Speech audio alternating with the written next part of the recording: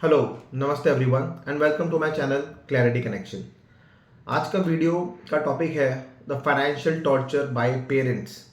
और ये torture parents अपने ही बच्चों का कर रहे हैं एंड इनफैक्ट उन बच्चों का कर रहे हैं जिनको फैमिली एंड सोसाइटी एक अच्छा बच्चा, काबिल बच्चा, लायक बच्चा बोलती है। ठीक है, ये उन बच्चों का कर रहे हैं और इस टॉर्चर की वजह से majority of the middle class youth जो आज एक अच्छी जॉब कर रहा है, इस स्ट्रगल से सफ़र कर रहा है, उसकी लाइफ में अब उसको समझ में आ रहा है कि गुड होने के क्या क्या नुकसान भी हो सकते हैं। अब उसको पता लग रहा है।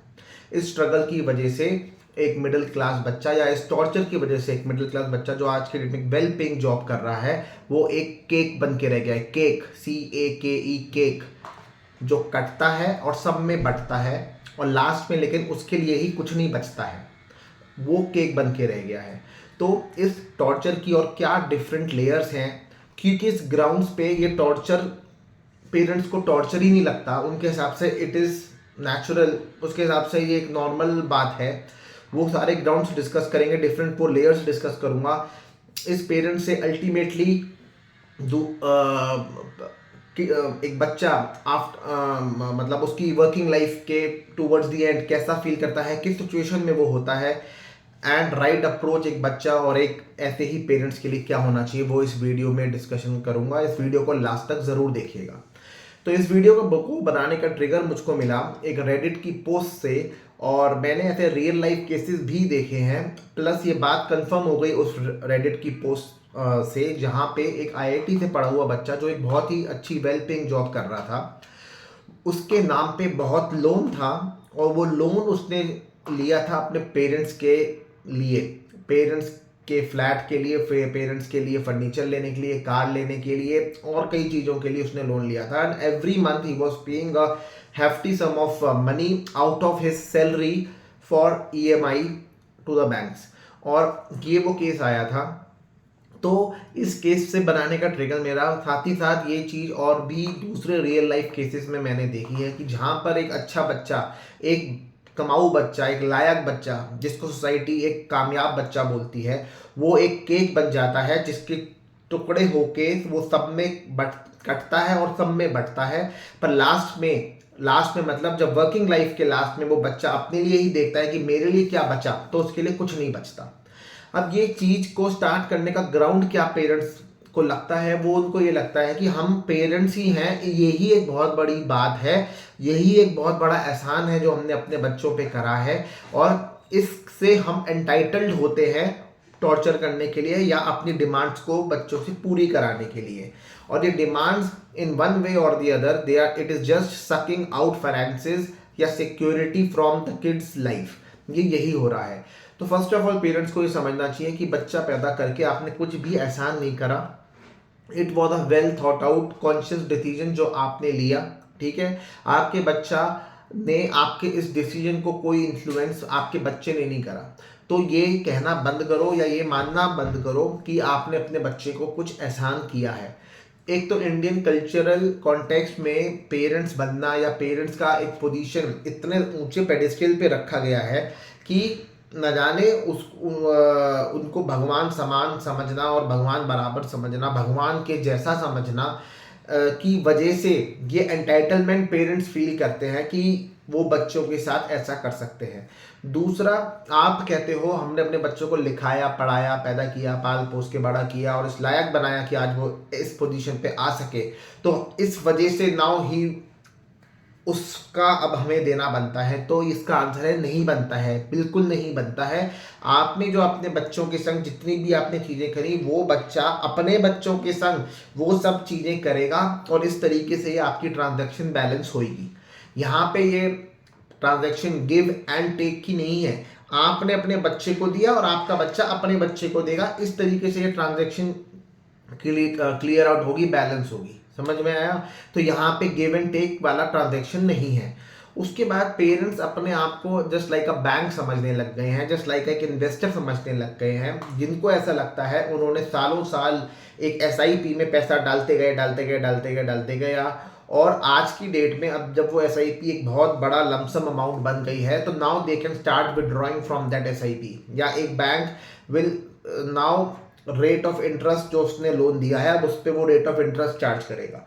तो भैया ये समझना आपका गलत है, क्योंकि पेरेंट्स ना सिर्फ पैसे की डिमांड करते हैं, उनको फिर पूरी इज्जत भी चाहिए, रोज नमस्ते भी चाहिए, रोज पैरी पौना भी चाहिए, रोज आप कैसे हैं पापा जी, आप कैसी हैं मम्मी जी, क्या हालचाल, मुसीबत में मदद भी चाहिए, और मुसीबत में कोई काम आए, बीमारी हारी में देखभाली के लिए कोई खड़ा रहे, उनको वो सब एक्सपेक्टेशंस भी उतनी ही ज़्यादा है जितनी एक्सपेक्टेशन उनको पैसे की है। तो ये टोटली अनरीजनेबल, अनजस्टिफाइड है, ऐसा नहीं होता। अगर आप you are behaving like a bank, तो बैंक ओनली डिमांड्स मनी, और वो मनी के बाद उसकी कोई भी इच्छा प्यार मोहब्बत इज्जत की नहीं होती।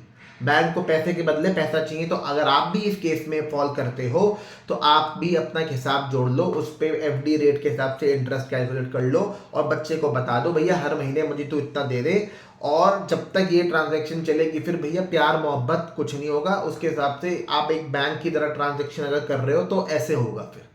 तो ये सब चीज़ों का समझना, या इन ग्राउंड्स के बेसिस पे ये समझना कि we are entitled to demand money, या हम इस टाइप से बच्चों को मतलब over and above a fixed monthly pocket money हम अलग अलग वजहों से अलग अलग नामों से मांगे जा रहे हैं, तो ये टॉर्चर नहीं है तो क्या है? ये टॉर्चर अगर नहीं है तो बच्चों के लिए और क्या है?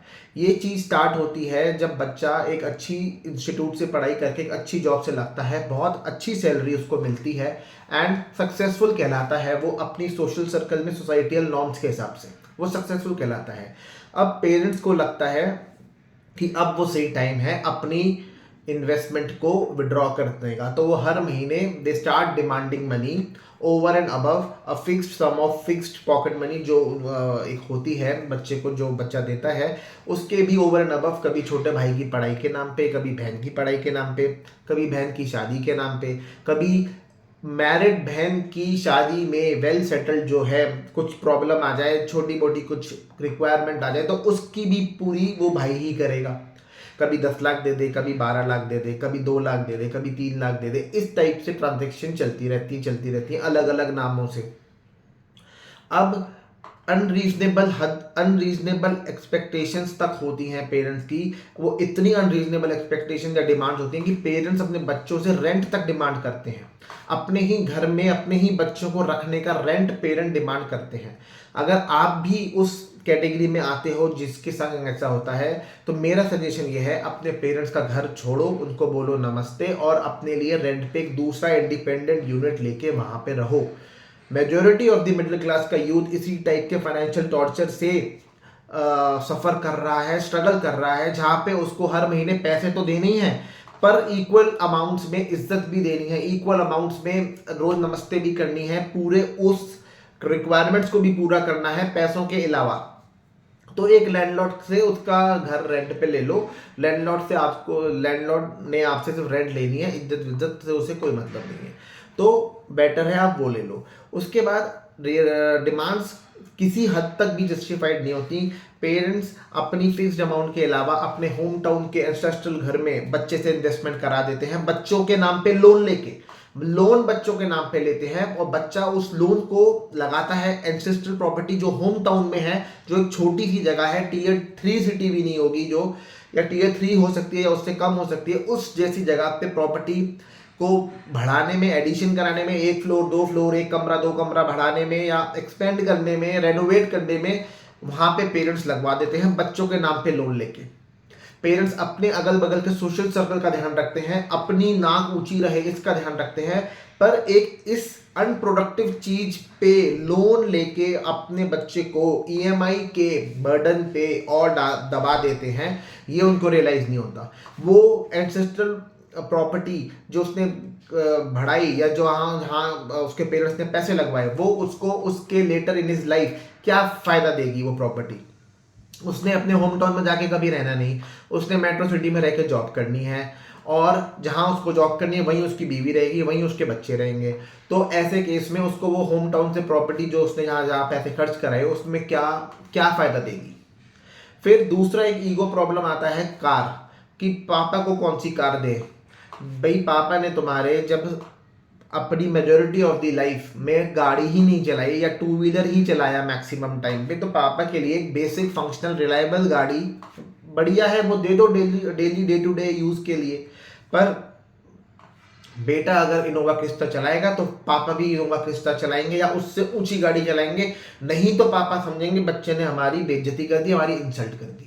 अब ये टाइप का ईगो टसल होता है कि जहाँ पे बच्चे जो गाड़ी चला रहा है वो मैं चलाऊंगा। अब ये बच्चे की सैलरी 50-60 लाख रुपए साल की, अगर वो अपनी 1-2 महीने की सैलरी के इक्विवेलेंट गाड़ी ले लेता है, 25-30 लाख की भी गाड़ी ले लेता है, तो कॉरस्पॉन्डिंगली वो सेम गाड़ी आपको तो नहीं दिलाएगा ना। आपकी ना फंक्शनल यूसेज उतनी ज़्यादा, ठीक है, और ना ही आपकी रिक्वायरमेंट इतनी कि आपको वही गाड़ी से पूरी हो, ऐसा भी नहीं है, और आपकी गाड़ी चलाने की फ्रीक्वेंसी भी उतनी नहीं है।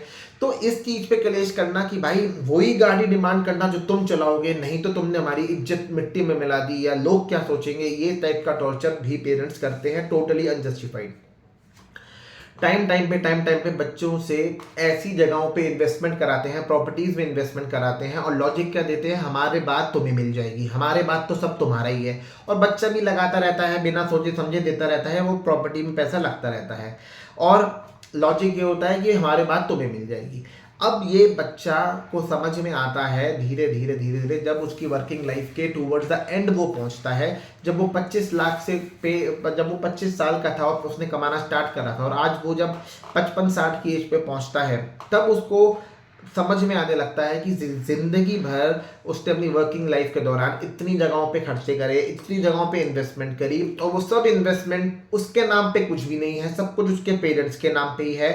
तो और उन इन्वेस्टमेंट्स के नाम पे उसने लोन भी लिए, जिसको उसने अपनी सैलरी से चुकाया। उस वजह से उसकी सेविंग्स भी इतनी सब्सटैंशियल नहीं बन पाई, क्योंकि ईएमआई जा रही थी, और अल्टीमेटली जो प्रॉपर्टी बनी वो मेरे नाम पे तो बनी नहीं, वो बनी मेरे पेरेंट्स के नाम पे। अब जब वो मेरे पेरेंट्स के नाम पे बनी, और आज की डेट में जब मुझे ज़रूरत है, मेरी बीवी है, मेरे बच्चे हैं, मेरी शादी के बाद मेरे खर्चे बढ़ गए हैं, मेरे ये सब हो गया है, तो उस टाइम पे now I am feeling insecure. अब मुझे चिंता हो रही है। अब मैं जब खुद 60-65 साल का हो गया हूँ, तब मुझे ऐसा नज़र आ रहा है कि भाई मेरे लिए क्या ही क्रिएट हो पाया, मैंने क्या ही अपने लिए क्रिएट करा, मैंने क्या ही अपनी सिक्योरिटी करी, मैंने क्या अपने लिए एक प्रोविजन बना के रखा, कुछ नहीं। जो भी चीज़ बनी पेरेंट्स के नाम पे बनी। अब पेरेंट्स से अगर आप वो चीज़ मांगोगे, पेरेंट्स कहेंगे भाई हमारे बात कर लेना जो करना है, अरे हम तुम्ही को तो देखे जाएंगे, कभी ज़रूरत के टाइम पे आपका पैसा आपके काम नहीं आएगा। This is the irony of inheritance in the Indian family. ये बहुत बड़ी आयरनी है इंडियन फैमिलीज़ की, और इस पर मैं पहले भी वीडियो बना चुका हूँ, उसका लिंक मैं ऊपर भी दे दूंगा। तो पेरेंट्स अपने जाने से पहले तुम्हें कुछ देंगे नहीं। जब तुम 65 के हो, तुम्हारे पेरेंट्स 85 साल के, आप 88 87 के, 85 90 के आसपास के तुम्हारे पेरेंट्स हैं, या 80 85 के आसपास के तुम्हारे पेरेंट्स हैं, उनके जाने से पहले वो तुम्हें देंगे नहीं। तो तुम्हारे हाथ में क्या आया, कुछ नहीं आया। तुम्हारी वाइफ तुम पे हंसेगी, तुम्हारे यंग सिबलिंग्स तुम्हारे लाइफ के हार्ड वर्क और स्ट्रगल की कॉस्ट पर वो एंजॉय करेंगे, और जो प्रॉपर्टीज पेरेंट्स के नाम पे हैं उसमें शेयरिंग भी उन सब सिबलिंग्स की होगी बराबर से। जबकि लोन लेने का हेडेक से अकेला तुम्हारा था, लोन चुकाने का हेडेक अकेला तुम्हारा था, वो स्ट्रगल अकेला तुम्हारा था, जो तुमने पूरी जिंदगी अपने ऊपर लिया और प्रॉपर्टी बनाई पेरेंट्स के नाम पे, और अब उसमें शेयरिंग आपके सिबलिंग्स भी करेंगे। तो ऐसे केस पे जब उसकी बीवी उस पर हंसती है, उसको ह्यूमिलिएट करती है, उसके बच्चे टाइम पे उसको एम्बैरेस करते हैं, तब उसके लिए ये जो सक्सेस उसने पाई ना, ये सक्सेस ना होके एक श्राप बन जाती है।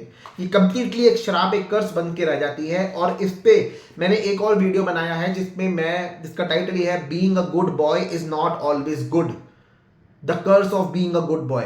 अच्छा बच्चा, काबिल बच्चा होना भी एक अपने आप में श्राप है, अगर आपने अपने checks and balances in place नहीं रखे तो इसमें क्या है, इसमें पेरेंट्स की प्रॉपर्टी में सिबलिंग्स भी शेयर ले जाएंगे, और खुदा ना खास्ता अगर आपका जॉब चला गया, आपकी जॉब छूट गई, तो ये पेरेंट्स, ये सिबलिंग्स, कोई भी सामने नहीं आएगा आपको सपोर्ट करने के लिए। और उस टाइम आपको आपकी इनसिक्योरिटी समझ में आएगी, कितने कम प्रोटेक्टेड हो आप समझ में आएगा, आपको आपका बैकअप प्लान बी की ज़रूरत कितनी है, और अब आपके पास कुछ भी नहीं है, और टाइम रहते आपने कुछ बनाया नहीं, अब वो सब चीज़ों पे आपको रिग्रेट होने वाला है, और वो होगा इस टाइम पे। या इतना कुछ हो जाने पे आपके पास दो ऑप्शन आते हैं, या दो ऑप्शन आज उन सब बच्चों के आगे है जो बच्चे इस स्टेज पे हैं और इस टाइप का स्ट्रगल वो फेस कर रहे हैं।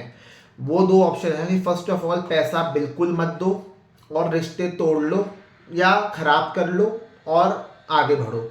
दूसरा, पैसे दो, ठीक है, और अपने नाम पे कुछ मत बनाओ, सब कुछ पेरेंट्स के नाम पे बनने दो।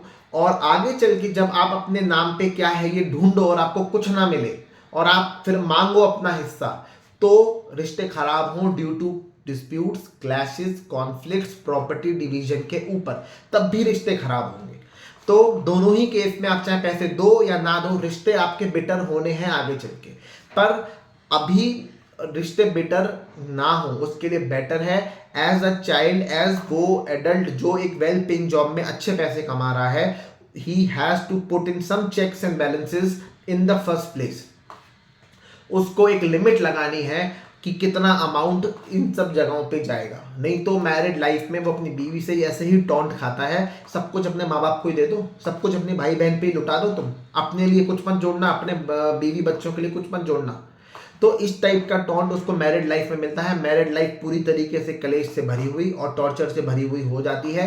तो ये एक एडिशनल स्ट्रेन है ऐसे बच्चे पे। तो ऐसे बच्चे को he has to put an limit to the amount of money जो उसको हर महीने देना है।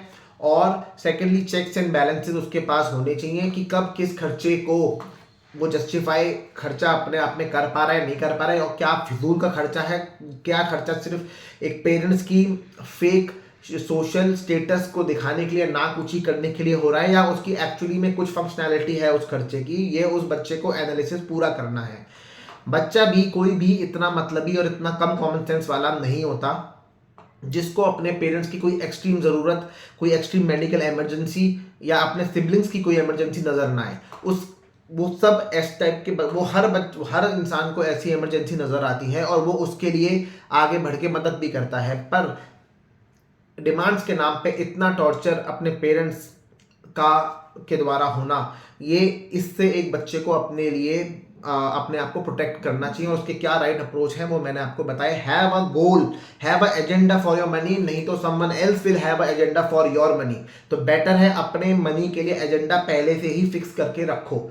अब right approach for the parents ये होना चाहिए कि आपका बच्चा अभी अभी अच्छे पैसे कमाने स्टार्ट करा है, अपनी लाइफ को एंजॉय करना स्टार्ट करा है, तो let him settle down first, let him enjoy his life.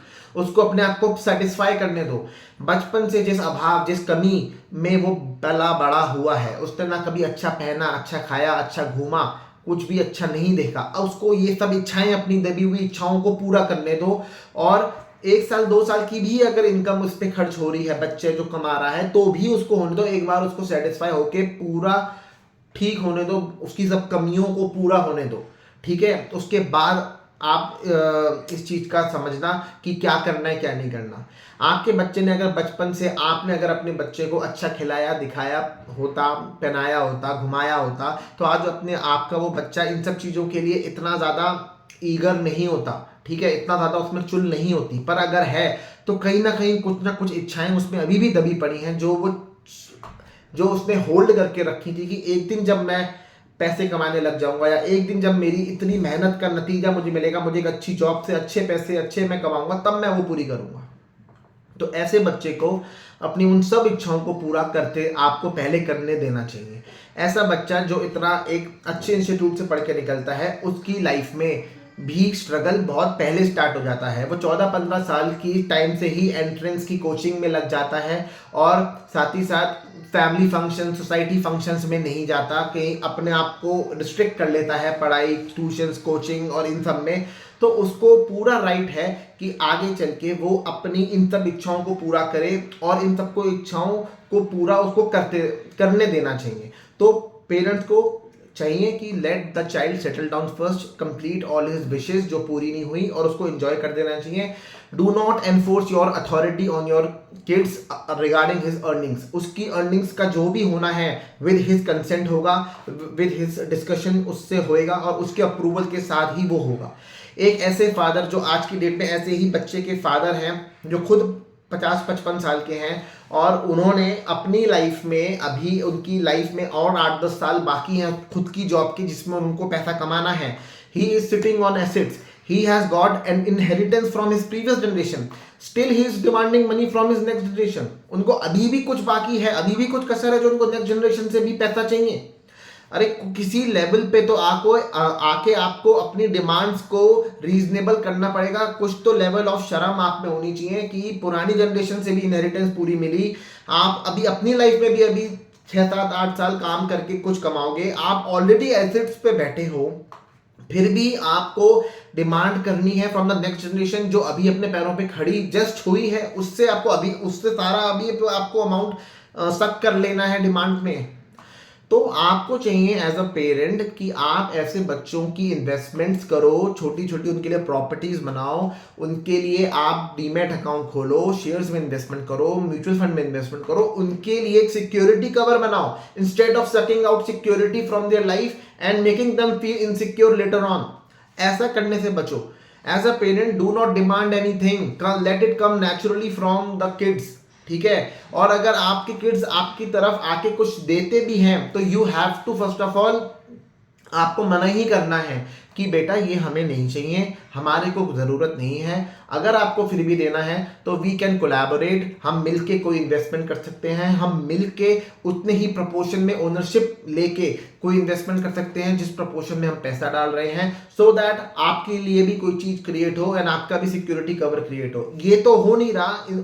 On top of it parents उल्टा मांग रहे हैं बच्चों से, they are demanding money from their kids. तो ये सब करना पेरेंट्स को रोकना चाहिए एंड ये राइट अप्रोच है पेरेंट्स के लिए। एंड बच्चों के लिए राइट अप्रोच है कि लिमिट लगाओ भाई, चेक्स एंड बैलेंसेस लगाओ, रीजनेबल अनरीजनेबल डिमांड्स को चेक करो, क्या डिमांड जस्ट फॉर एक फेक सोशल स्टेटस या ईगो को बूस्ट करने के लिए हो रही है, ईगो को सेटिस्फाई करने के लिए हो रही है, क्या एक रियल जरूरत है उसको समझने की कोशिश करो। ये वीडियो आपको कैसा लगा, कितने लोग इस वीडियो से रिलेट करते हैं, प्लीज फीडबैक कमेंट बॉक्स में दीजिएगा। चैनल को सब्सक्राइब कीजिएगा, वीडियो को लाइक एंड शेयर जरूर कीजिएगा। Thank you so much.